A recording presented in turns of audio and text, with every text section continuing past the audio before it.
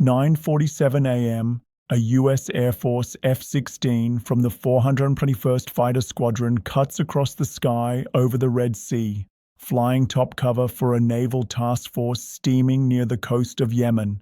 Below, hidden in the hills of Houthis, a Houthi SA-6 missile system powers up, locked in within seconds. Two missiles scream off the rails, traveling at nearly 3 times the speed of sound. The F-16's radar lights up, the pilot reacts instantly, flares, countermeasures, and a high-speed dive from 30,000 FT to 15,000 FT. One wrong move, and this turns into a headline, but the missiles miss, and that's when everything changes. At exactly 9:47 a.m. local time over the Red Sea, 2 missiles strayed by Houthi rebels from Yemen. Their target, a US F-16 fighter jet and a nearby MQ-9 Reaper drone flying a routine patrol. But something went wrong. The missiles missed both of them. What followed wasn't a technical failure. It triggered a military response. The Houthis weren't ready for this. Wasn't the first time the Houthis had taken aim at U.S. assets, but this time they went for a high-value jet and failed within hours. American forces launched a response that sent a clear message across the region. The skies over the Red Sea are no longer just a hot zone. They've become a turning point in the Middle East conflict. Why would the Houthis go after a U.S. jet? Now, was this a signal to Washington or a mistake they'll regret?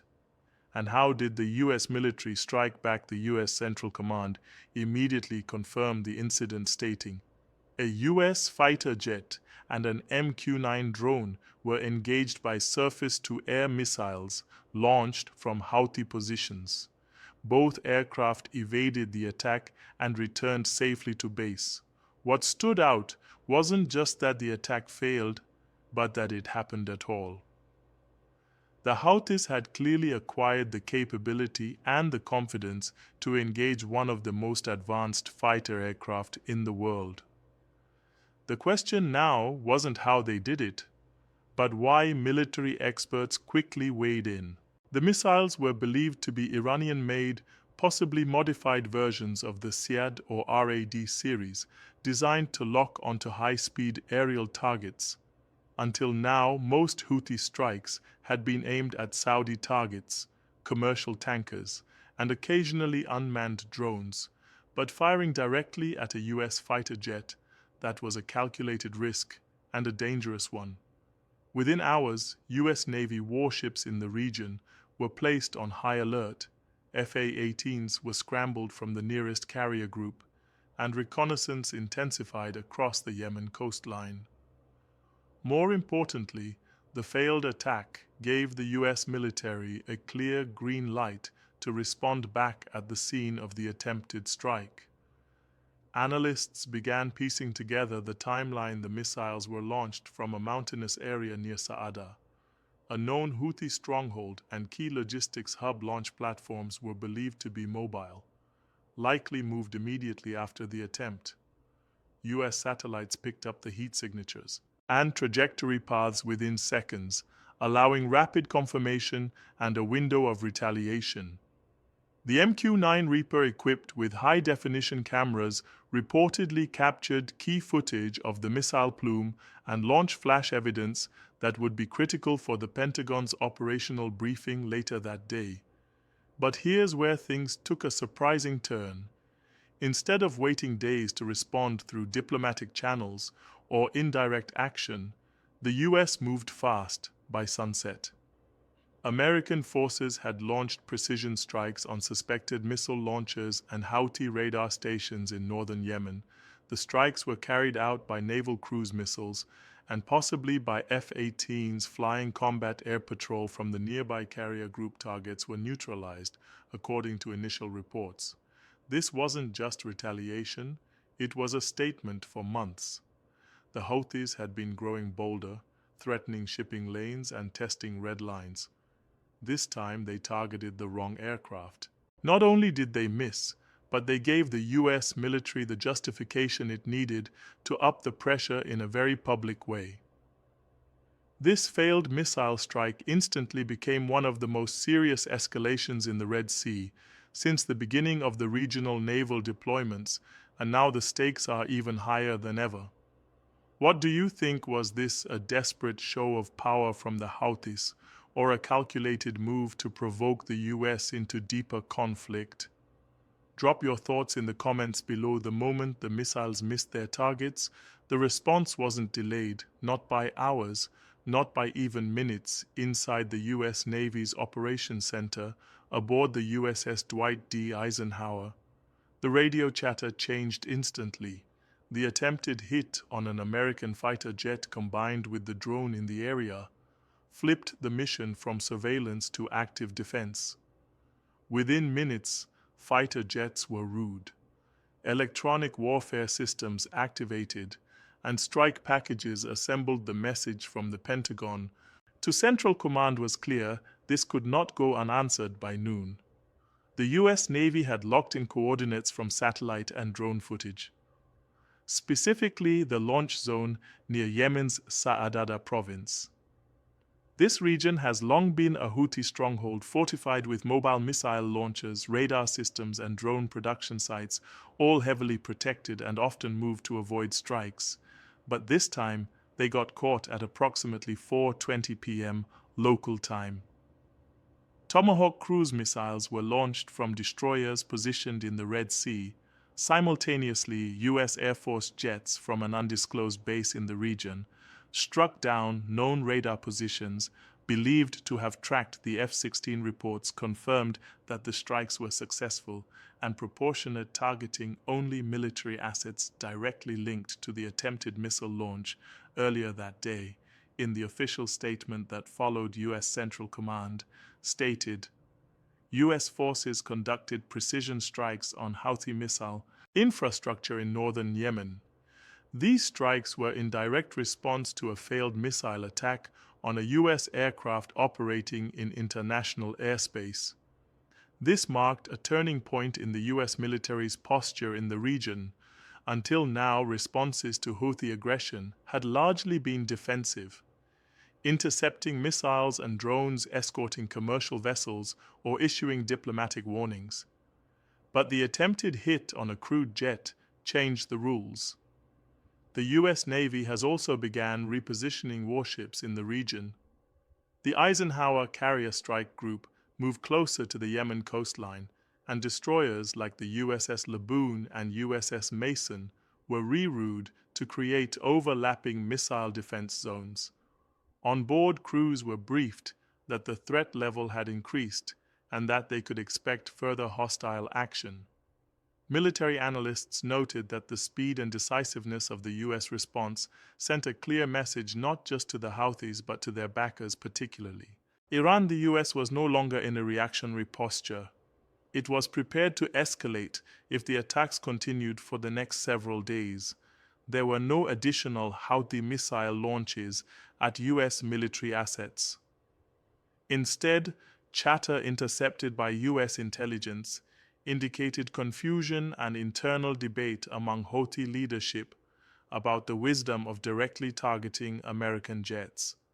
The lesson was clear: the Houthis attacked the wrong aircraft, and it triggered a new phase in the conflict, one that the U.S. was now leading on its own terms. So why was attacking U.S. fighter jet such a massive mistake for the Houthis? Because it changed the rules of the game instantly. Until now, the Houthis had mostly limited their attacks to commercial shipping lanes and unmanned aerial vehicles. These provocations, while serious, gave the group a level of plausible deniability and political wiggle room. But by targeting a fully armed crewed US F-16, they crossed a very specific line. They declared open hostility toward the US military. That's a fight they were not built to win. Let's be clear here. Houthi forces are not an untrained militia hiding in the hills. They are battle-hardened, heavily armed, and have advanced Iranian technology at their disposal. They've successfully hit tankers, taken down drones, and disrupted global shipping in the Red Sea.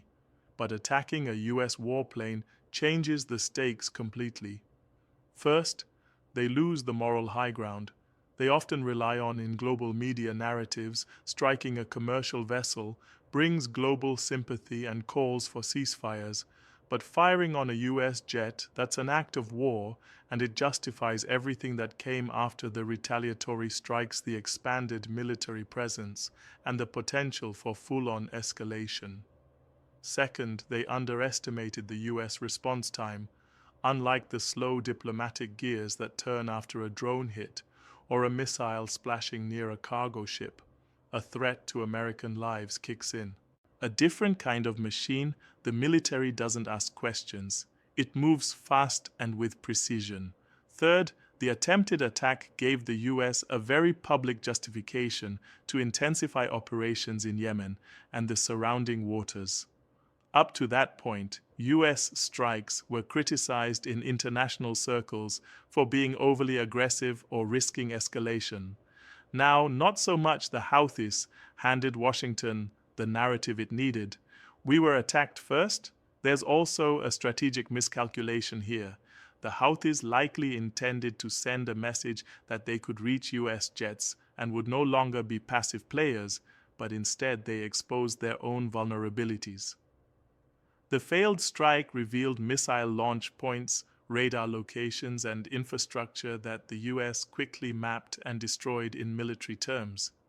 The move gave more away than it gained, and finally they've now made themselves a direct priority for CENTCOM. It's no longer just about shipping protection or coalition diplomacy. The US has likely placed high-value Houthi military leaders and installations on their strike. If seen lists that changes day-to-day life for the Houthis on the ground. Command centers move underground, launch crews sleep in shifts, and their communications become more paranoid. In short, by going after the wrong jet and missing the Houthis gave the US military exactly what it needed: justification, intel, and a green light. And now the skies over Yemen look a lot more hostile than they did before February 19th. That single miscalculated missile launch didn't just trigger an American counter-strike, it cracked open a broader front in Yemen that's now shifting by the day following the failed attack. US military operations inside Yemen intensified within 48 hours. Satellite surveillance over northern Yemen showed increased activity near Houthi command centers, airfields, and suspected missile storage sites. The Trump administration made it clear the US would take all necessary actions to defend its forces and assets in the region. That meant more drones in the air, more warships in the Red Sea, and more boots, at least temporarily stationed at strategic points in the Gulf. But the situation in Yemen itself is more complicated than just a tit-for-tat military campaign. One of the biggest changes, though, is a shift in how the US views deterrence. Previously, much of the strategy focused on avoiding escalation, limiting responses to defensive strikes. That posture is now gone. The message from Washington is simple: if you target American forces, we will not just defend. We will strike first and strike harder.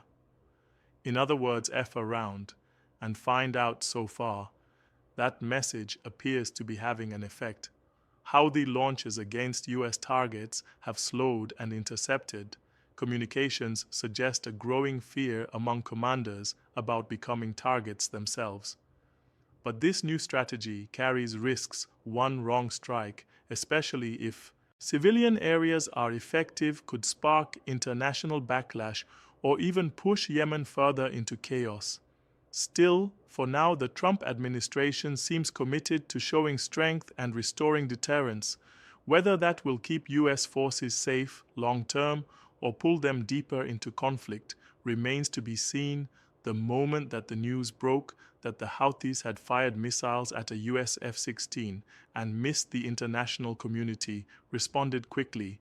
But once the US retaliated with force, the world really started to pay attention. America's closest allies, including the UK, France, and Germany, issued strong statements backing the US response. The British Ministry of Defence said, We stand firmly with our US partners in defending freedom of navigation and deterring hostile aggression in the Red Sea. France echoed this sentiment and promised additional naval support in the area as part of Operation Aspeds. The United Nations called for maximum restraint, but many diplomats admitted behind closed doors that the US had every right to respond the way it did. Even NATO leadership released a statement noting the reckless escalation by Houthi militants and warned of severe consequences if such attacks continued. Now Yemen is once again on the edge. The Red Sea is a flashpoint, US forces are on high alert, and global trade routes hang in the balance, and the world is watching closely, because one more wrong move could ignite something much bigger. Do you think the US should continue striking Houthi targets, or is it time to pull back before this becomes an even larger war? Let us know in the comments. And if you found this video informative, hit that like button, subscribe for more, and help us reach the 100K subscribers. And thanks for watching. We'll see you in the next one.